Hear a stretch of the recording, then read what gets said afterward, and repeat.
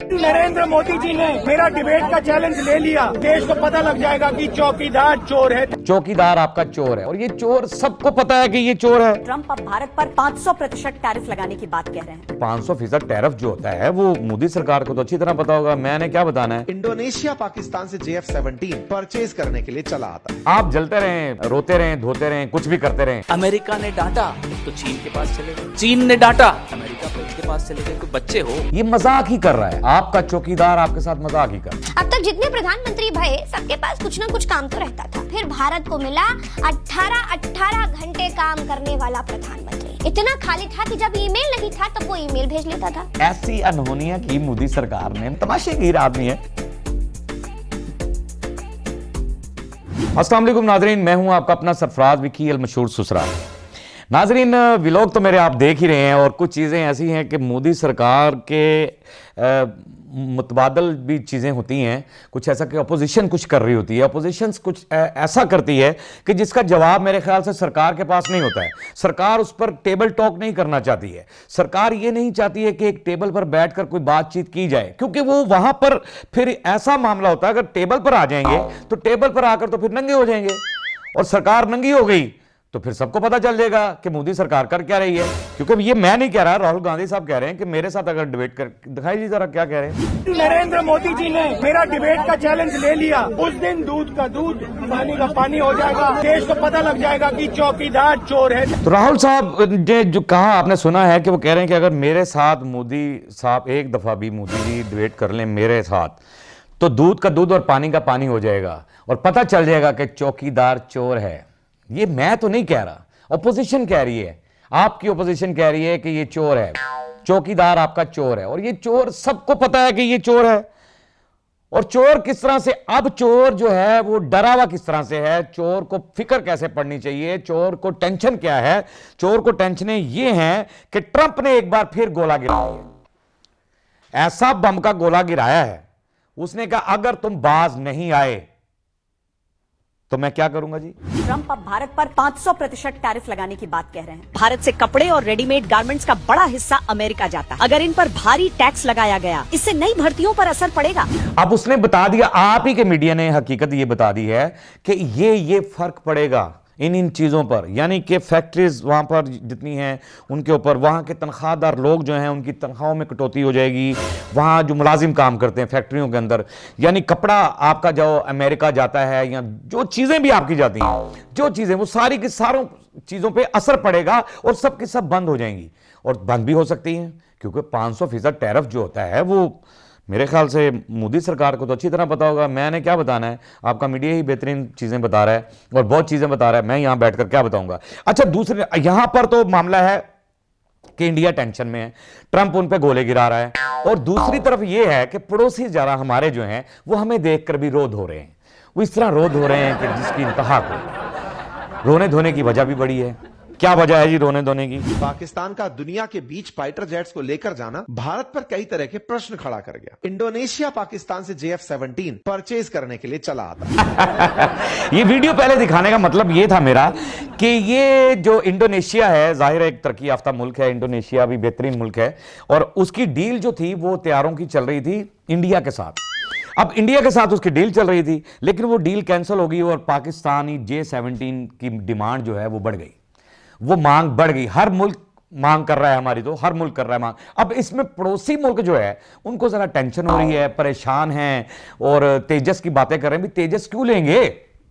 जो तेजस खड़ा खड़ा ही चो जाता है, उस तेजस की क्या जरूरत है कि जिसका तेल ही निकल जाता है। वो तेजस जो उड़ता है और गिर जाता है, उस तेजस का क्या करना है? उस तेजस को हमने क्या क्या किया है वो आपके सामने है। अब ऐसे तेजस आप लेकर जा रहे थे, नुमाइश में भी आपने दिखाए थे, मैंने वहाँ वो भी वीडियो बनाई थी, वहाँ नुमाइश में भी दिखाए थे, लेकिन वहाँ भी फेल हो गए। लेकिन J-70 की, पाकिस्तान के J-70 की डिमांड जो है वो हर जगह है। इस टाइम इंडोनेशिया जैसा मुल्क हमसे डील कर रहा है। तो अल्लाह का शुक्र है, आप जलते रहें, रोते रहें, धोते रहें, कुछ भी करते रहें, लेकिन मालिक है, इज्जत देने वाला है, इज्जत जिसे दे देगा दे देगा।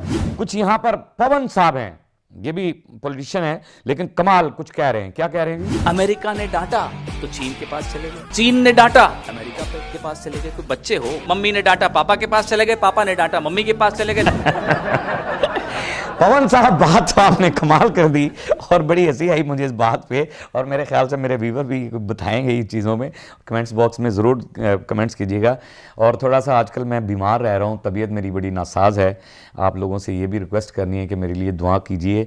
मैं बड़ी मुश्किल से आगे यहाँ व्लॉग करता हूँ और आपके साथ जुड़ा रहना चाहता हूँ, आपसे अलहदा नहीं होना चाहता, तो मेरे लिए खुसूसी दुआ आपने करनी है।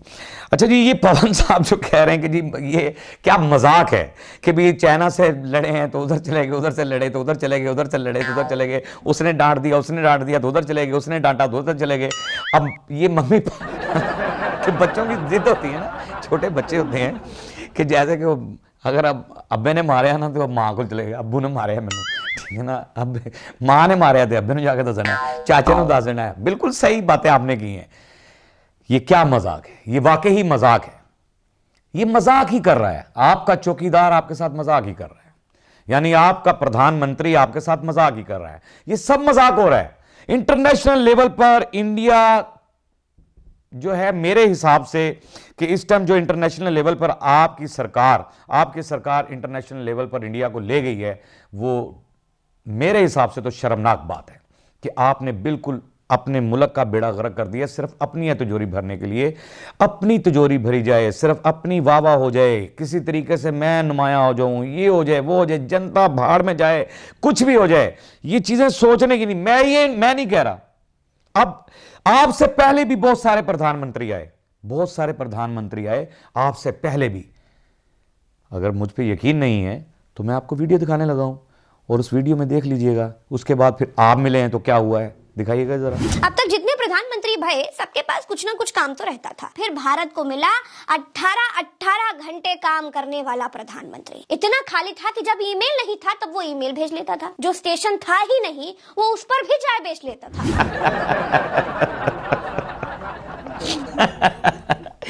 ओ मेरी बहन, आपने इतना खाली क्यों कर दिया मोदी को? मुझसे राब्ता करती, मैं आपको बता देता कि कितना खाली है ये, ऊपर से भी नीचे से भी हर जगह से खाली है ये खाली ही खाली है, लेकिन सिर्फ अपनी जेब खाली। आपने कमाल अनहोनियां की हैं, यानी कि 18 घंटे वाला, वो कह रही है कि प्रधानमंत्री हमें मिला 18 घंटे काम करने वाला, और उसने अनहोनियां की हैं कि जब ईमेल का दौर नहीं था उसने ईमेल भी करके दिया, फिर उसने चाय बनाकर भी दिखाई जहां स्टेशन नहीं था।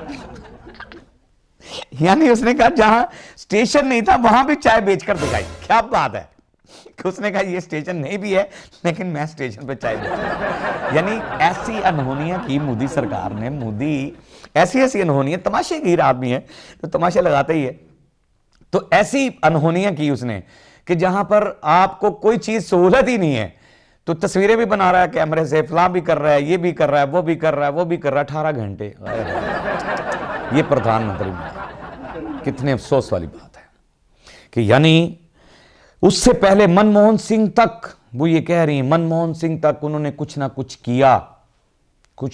किया, लेकिन जब 18 घंटे वाला प्रधानमंत्री मिला, 18 घंटे काम करने वाला, वो तो चंद घंटे काम करते थे तो अच्छा करते थे, और 18 घंटे काम करके भी ये मुतमिन नहीं हो रहा कि मैंने सही किया या गलत किया। इसको खुद ही यकीन नहीं होता। मेरी बहन, आपने बहुत अच्छी वीडियो बनाई है, वेरी नाइस। मैं शाबाशी देता हूं आपको कि आपको ये हकीकत दिखानी चाहिए थी, आपको ये हकीकत बतानी चाहिए थी, और मैं भी यहां बैठकर हकीकत दिखाता हूं, क्योंकि इंडिया की जनता जो है वो बड़ी मासूम है। इंडिया की जनता से मुझे बहुत प्यार है।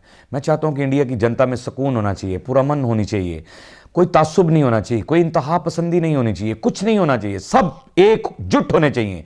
लेकिन क्या करें, उनका सरबराह ही ऐसा है जिसने उनको बिखेर कर रख दिया है। बहरहाल हमें तो कोई ऐसी टेंशन नहीं है, ना हम बिखर सकते हैं न टूट सकते हैं, क्योंकि ना हमें तोड़ने की किसी में ताकत है। हम एकजुट हैं और इंशाअल्लाह ताला एकजुट ही रहेंगे। एक परचम के साए तले हम सब एक हैं, क्योंकि हमारी सरहदों पे खड़े नौजवान हमारी ज़िंदगियों की हिफाजत करते हैं, हमारे मुल्क की हिफाजत करते हैं। उनको मेरा सलाम है, उनकी माओं को मेरा सलाम है। पाक आर्मी जिंदाबाद थी, जिंदाबाद है और जिंदाबाद रहेगी। पाकिस्तान जिंदाबाद था, जिंदाबाद है और जिंदाबाद रहेगा। इंशाअल्लाह ताला हमेशा जिंदाबाद रहेगा। बाकी हंसते रहें, मुस्कुराते रहें, हंसी वाली जिंदगी गुजारें, कभी किसी की दिल आज़ारी मत कीजिएगा। इज्जत दें, इज्जत लें, मोहब्बत बांटें और मोहब्बत हासिल करें, और परवरदिगार पर यकीन रखें, क्योंकि सब ताकतें मेरे रब के अंदर हैं और वही सब कुछ कर सकता है। बेशक वही सब कुछ कर सकता है। हमने आपके लिए व्हाट्सअप भी बनाया, टिकटॉक भी बनाया, फेसबुक भी बनाई, उसे फॉलो कीजिएगा। मस्के चैनल को सब्सक्राइब करते रहें, लाइक करते रहें, कमेंट्स करते रहें, और घंटी दबाना मत भूलिएगा, क्योंकि ससुरा आपके साथ है और जब तक जिंदा है आपके साथ रहेगा।